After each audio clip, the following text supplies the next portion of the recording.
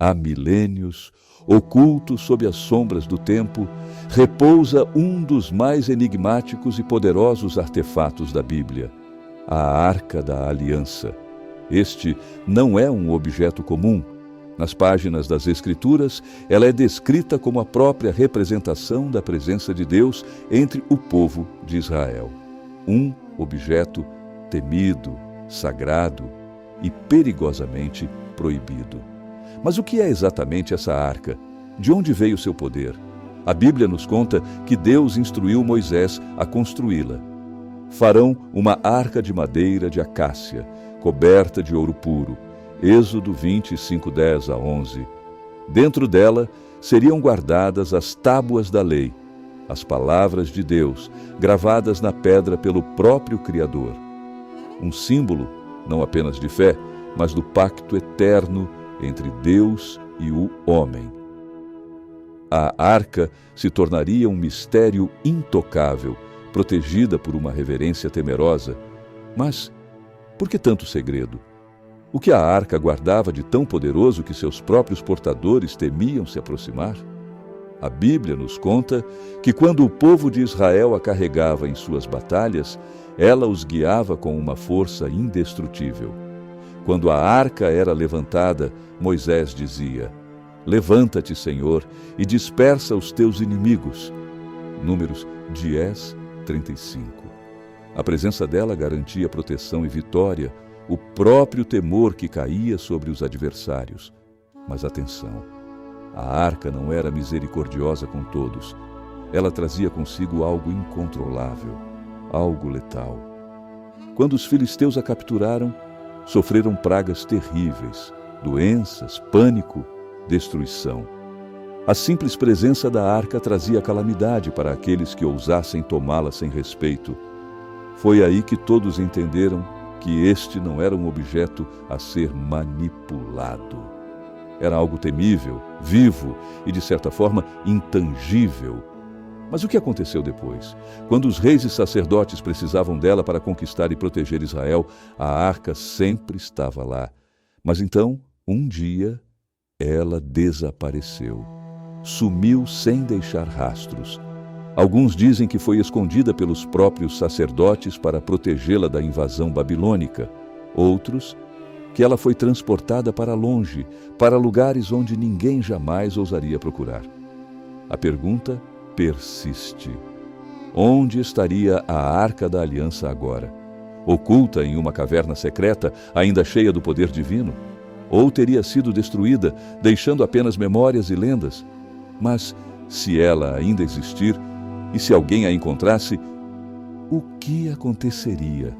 Será que o poder da arca ainda estaria adormecido, esperando para ser revelado? E, principalmente, quem seria digno de tocá-la? A partir daqui, mergulharemos nas histórias, milagres e perigos que a arca trouxe ao povo de Israel. Entenderemos o que ela carregava e o que pode ter acontecido com ela, se é que desapareceu de fato. Então, prepare-se, pois a jornada para desvendar a Arca da Aliança está apenas começando. A Arca da Aliança não era apenas um símbolo. Ela carregava um poder que ia muito além do que o homem comum poderia entender. Quem ousasse subestimá-la pagava um preço alto. Dizem que, quando o povo de Israel a levava para a batalha, a arca guiava seus passos e abria caminho entre os inimigos. Uma história bem conhecida é a Batalha de Jericó, uma cidade fortificada, cujas muralhas eram praticamente impenetráveis. E mesmo assim, os israelitas não usaram armas, não empunharam lanças nem espadas.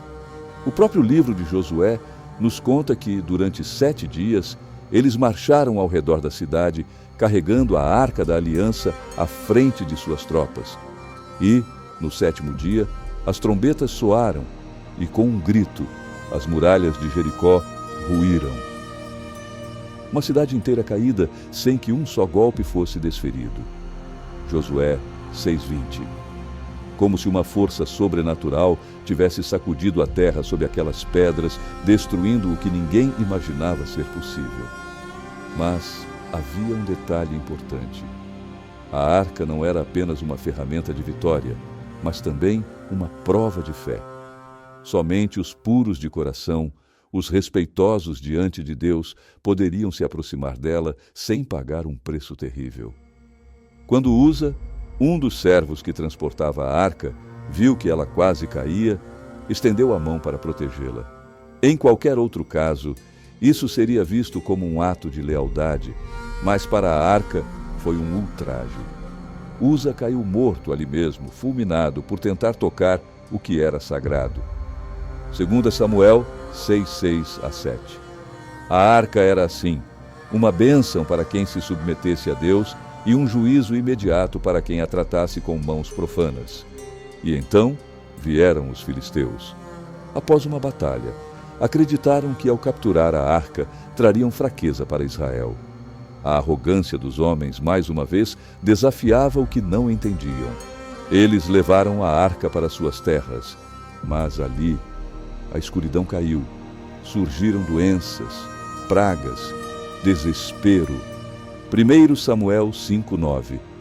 A presença da arca, em vez de lhes trazer glória, trouxe ruína. Como se o próprio Deus estivesse punindo aqueles que ousaram tomá-la como um troféu. E os filisteus, em pânico, devolveram a arca a Israel. Em suas terras, não havia quem ousasse abrigar aquela presença divina. Mas agora, deixo uma pergunta. Se ela possuía tal poder, quem realmente poderia controlá-la? A Arca da Aliança. Seu interior guardava segredos que nenhum homem poderia contemplar sem tremer. Esses objetos não eram simples relíquias, cada um deles era uma manifestação do poder e da presença divina, um testemunho tangível do pacto entre Deus e o povo de Israel. Mas, exatamente, o que estava lá dentro? O primeiro, e talvez o mais sagrado de todos, eram as tábuas dos 10 mandamentos. Lâminas de pedra, gravadas pelo próprio dedo de Deus, traziam as leis que definiriam o comportamento de um povo escolhido.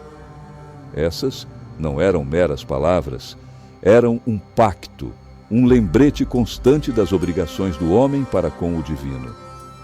Os 10 mandamentos eram a base de uma aliança eterna, não esculpidos por mãos humanas, mas diretamente pela vontade do Criador. Cada letra, cada traço, um símbolo da presença de Deus entre os homens. Êxodo 31:18.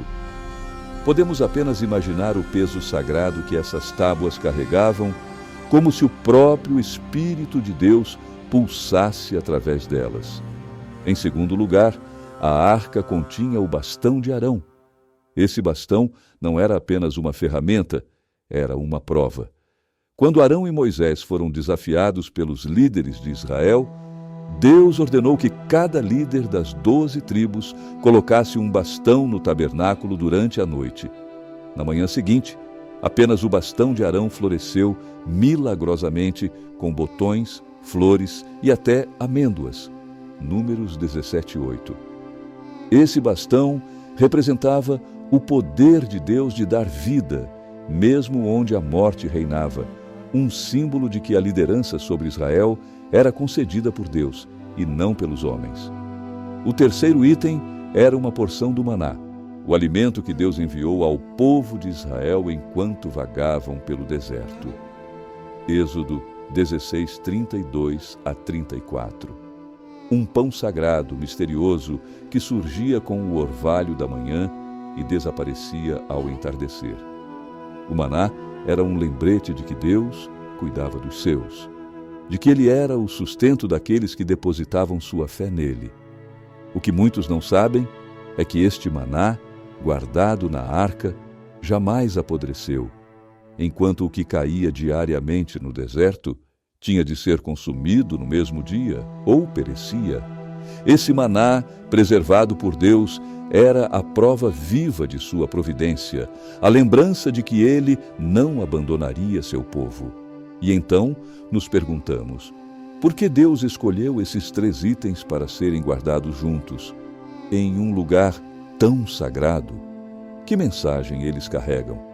As tábuas representavam a lei, o bastão de Arão simbolizava a autoridade e o favor divino, e o maná, a provisão e o cuidado de Deus. Juntos, formavam uma trilogia perfeita, um testemunho do poder, do amor e da justiça divina. A Arca da Aliança era tão poderosa, tão divina.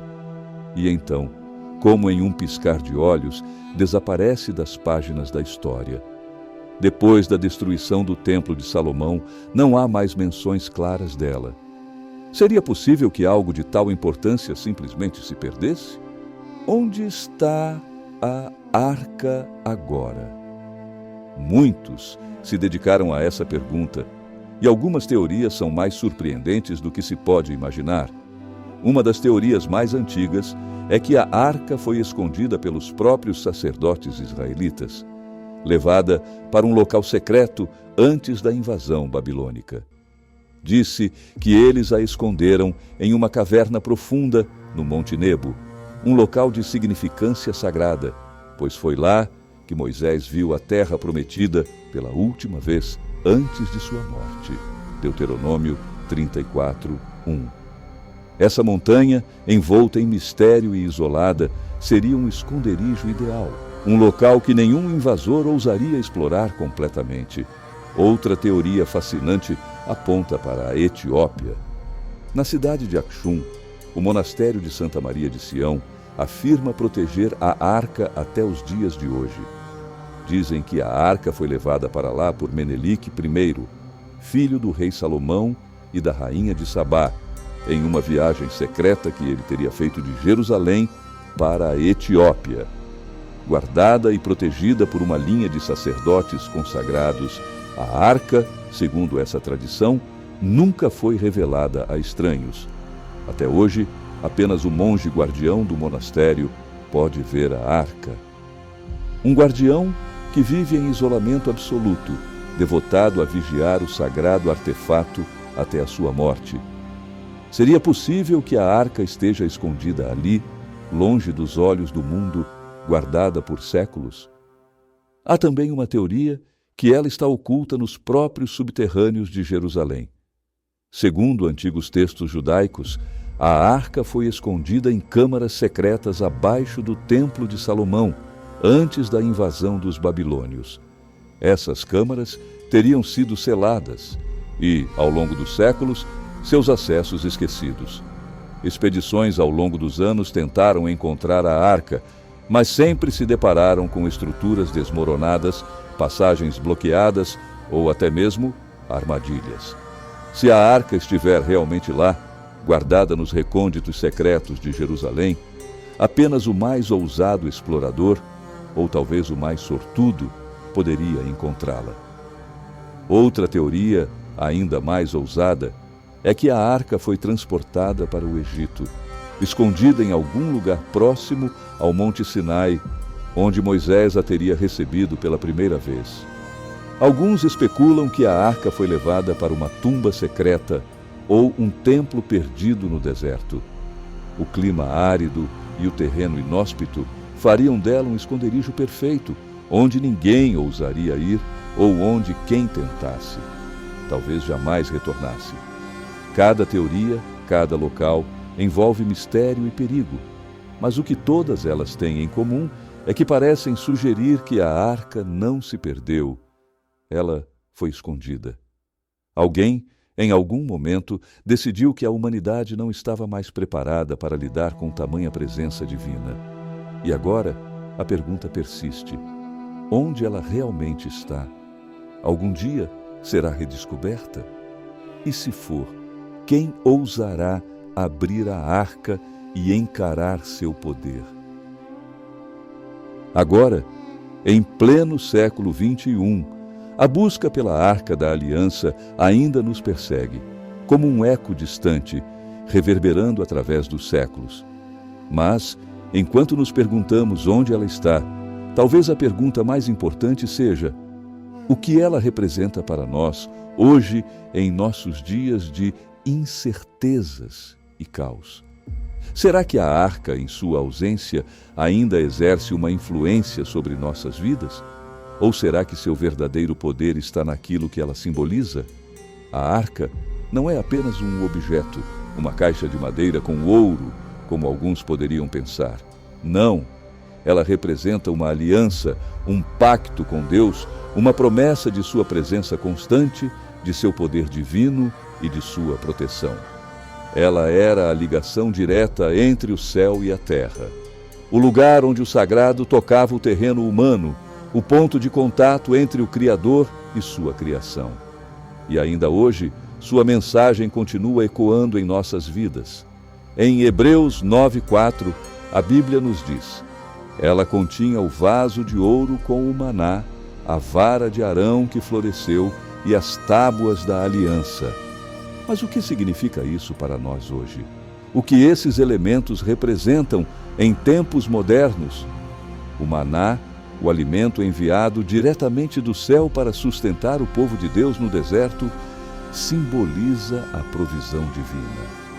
Nos dias de hoje, talvez isso represente a constante necessidade de confiar em Deus para a nossa sobrevivência, para nossas necessidades mais profundas, espirituais e físicas. Quando o mundo parece estar em crise, o maná nos lembra que Deus não nos deixa, que sua provisão nunca falha, mesmo nas situações mais desesperadoras. A vara de Arão, que floresceu miraculosamente, é um símbolo de autoridade divina. Nos dias de hoje, talvez nos chame a refletir sobre a autoridade de Deus em nossas vidas, sobre o poder de transformar o que parece morto em algo novo e vibrante. A arca nos lembra que mesmo nas situações mais sem esperança, Deus tem o poder de trazer à tona o florescer da vida. E as tábuas da aliança? Elas contêm a lei de Deus, os princípios que, quando seguidos, trazem ordem e propósito ao caos. Em um mundo onde a moralidade e os valores parecem estar em declínio, a arca nos chama a uma reflexão profunda sobre nossa relação com os mandamentos divinos. Será que, ao buscarmos a arca, estamos, na verdade, buscando voltar ao fundamento moral, àquilo que realmente nos orienta e nos dá rumo? Mas há mais. A busca pela arca nos dias de hoje não é apenas uma questão de encontrar um objeto perdido. É uma busca pela reconciliação com o divino, pelo retorno a uma aliança que transcende o tempo. O que nos faz procurar por ela? Será que, no fundo, estamos todos em busca de um significado mais profundo, de algo que nos conecte com o propósito maior da nossa existência? A arca desapareceu de nossos olhos, mas permanece viva em nosso espírito, em nosso desejo de compreender, de nos conectar com algo maior. O verdadeiro legado da arca não é sua localização, mas o que ela representa: uma aliança eterna, um lembrete de que Deus está sempre conosco, guiando-nos, nos sustentando e nos renovando. Então pergunto a você, meu amigo, se a arca fosse encontrada hoje, o que ela significaria para você? O que você espera que ela revele? Talvez o verdadeiro segredo não seja a sua revelação física, mas o despertar em nós da busca por uma verdade maior, uma verdade que transcende o tempo e o espaço. Um convite para retornar à aliança, para renovar nossa fé e para reconhecer a presença de Deus em nossas vidas.